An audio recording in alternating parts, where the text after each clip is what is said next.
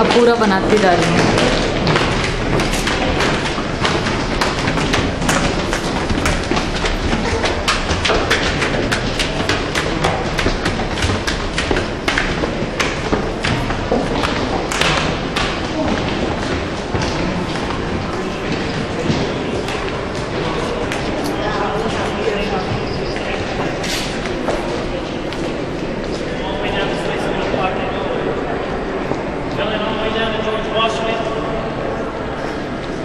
All the way down here, fill in between George Washington and Alexander Hamilton, please. Keep on filling in for me. Like I said, we want to try to stay close because we're going to have a couple other groups coming into the rooms here soon. So try to be in between Alexander Hamilton and George Washington. So fill all the way back down that way, just a little bit more for me. Thank you guys very much. Keep on coming down just a little bit more. Keep on coming down here for me.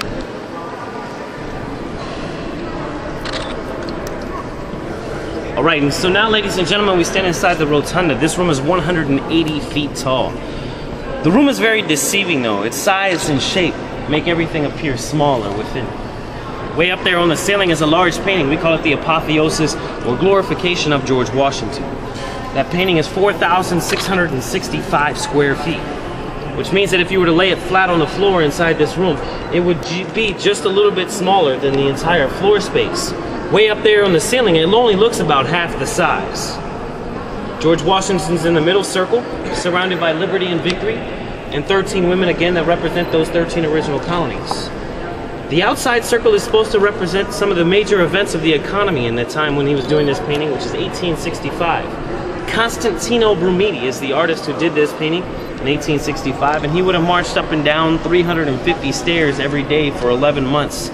Got onto scaffolding 178 feet in the air and sat up there on a chair 6 to 8 hours a day to do that painting for 180 days. It's a lot of patience and a lot of bravery too. The scaffolding back then wasn't in the greatest of shapes. But for example, you see the white flag way up there at the very corner, kind of off right underneath George Washington a little bit there. And if you look to the white flag, just 2 people over from that is a woman in dark green facing towards us. Her name is Ceres. She's the Roman goddess of agriculture. And she is sitting on a McCormick Reaper, which had actually just recently been invented. Another one that you can't really see very well, you see the face of Neptune up there. He's got a cable all strapped around him, and that is the transatlantic cable that was being put across the ocean when this painting was being done. That was only 1865 when that was finished. If you guys want to do me a favor here, actually take about 5 steps up this way.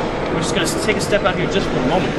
What I want you guys to do is now look down a little bit and see this brown and white image that goes all the way around the rotunda here. There are 19 images in this brown and white painting, and it is a painting. It looks like a sculpture. It was supposed to be like a sculpture. Brumidi said that he could do it as a painting and make it look 3-dimensional like a sculpture. And all in the process, it meant 2 things. He would get paid his $30 a day, which he was making him very wealthy in this city at that time. And he would save Congress a heck of a lot of money. So Congress quickly agreed to allow him to do it. They gave him an idea to sketch out what he wanted to put up here. He decided to do a frieze, what we call a chronology of American history right now. It starts with Christopher Columbus, but it ends with the Wright brothers' first flight, which was not done by Brumidi. Brumidi got a third of the way through it. He kept on coming around here. He gets over with the explorers exploring North, South, and Central America. To the next doorway, you see Pocahontas saving Captain John Smith, the Pilgrim's First Prayer after they landed in Massachusetts, and also the William Penn Treaty with the Delaware Indians. He has an accident where he